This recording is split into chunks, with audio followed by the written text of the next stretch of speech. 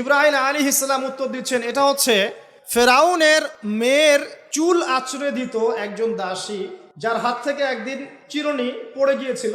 সে বলেছিল বিসমিল্লাহ বলে চিরুনি উঠিয়েছে, উঠে আবার আচরণ শুরু করেছে। এখন এর মেয়ে শুনে ফেলেছে বিসমিল্লাহ বলে উঠিয়েছে।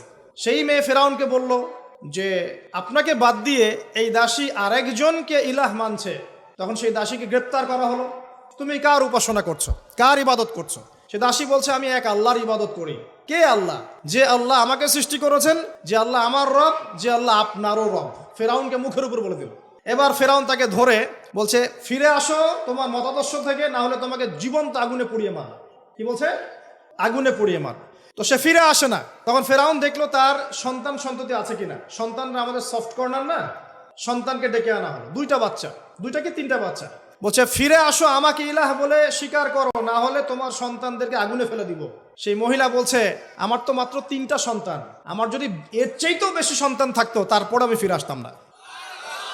একে একে মায়ের চোখের সামনে এক এক করে বাচ্চাদেরকে জীবন্ত আগুনে পুড়িয়ে ফেলা হলো। শেষমেশ সেই মেয়েটাকেও, সেই দাসীকেও জীবন্ত আগুনে পুড়িয়ে দেওয়া হলো। নবী সাল্লাল্লাহু আলাইহি সাল্লামকে জিবরাইল আলাইহিস সালাম বলছেন ওই যে ফেরাউনের দাসী, অনেকে বলেছে তার নাম আসিয়া, এই নামটা কোরআনে নাই। নবীজি পেলেন তো? অন্য কোনো নবী পেয়েছেন? অন্য কোনো নবীর ক্ষেত্রে এটা দলিল পাওয়া যাচ্ছে না, কিন্তু নবী সাল্লাল্লাহু আলাইহি সাল্লামের ক্ষেত্রে দলিল পাওয়া যাচ্ছে। আচ্ছা, এটা গেল নবীর কথা। এই ঘটনা ঘটেছে মূসা আলাইহিস সালামের যুগে, আর নবী সাল্লাল্লাহু আলাইহি সাল্লাম ঘ্রাণ পাচ্ছেন মেরাজে। চিন্তা করতে পারেন কত বছর আগে ঘটনা ঘটেছে, আমরা জানতামই না। কিন্তু যদি মেরাজে নবী সাল্লাল্লাহু আলাইহি সাল্লামের কাছে সুঘ্রাণটা না আসতো। সুবহানাল্লাহ। এরপর কি? এটা তো নবীর ক্ষেত্রে গেল। সাহাবীদের ক্ষেত্রে কি হয়েছে?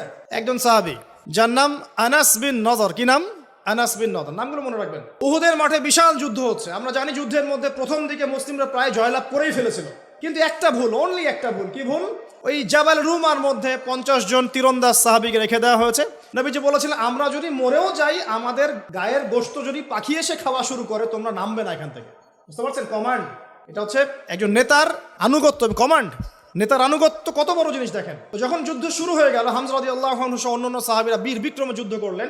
অল্প কিছু সময়ের মধ্যেই কাফেররা পালানো শুরু করলো। যখন মুসলিমরা বীর দর্পে যুদ্ধ করে, কাফেররা পালিয়ে যায় না?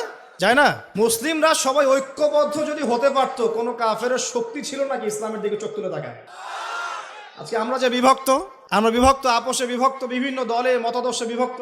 আমাদের শক্তি কমে গেছে, হাওয়া বেরিয়ে গেছে। আমাদের যুবকরা এখন পর্নোগ্রাফি, এই গার্লফ্রেন্ড বয়ফ্রেন্ড কালচার, এই মাদক, এই জুয়া, এই জেনার পেছনে ছুটছে। আমরা নামাজ ছেড়ে দিচ্ছি, কোরআন ছেড়ে দিচ্ছি, মা বোনরা পর্দা ছেড়ে দিচ্ছেন। এই জাতি কি বিজয় লাভ করবে নাকি? আগে এই জায়গায় ঠিক করতে হবে, তারপর বিজয় আসবে ইনশাআল্লাহ তাআলা। আর বিজয় যে আসবে, এই বিষয়ে কোনো সন্দেহ আছে? কোনো সন্দেহ নাই। আমরা না পারলে আল্লাহ পাক অন্য জেনারেশনকে নিয়ে আসবেন। ওই জেনারেশন না পারলে তার পরের জেনারেশন পারবে।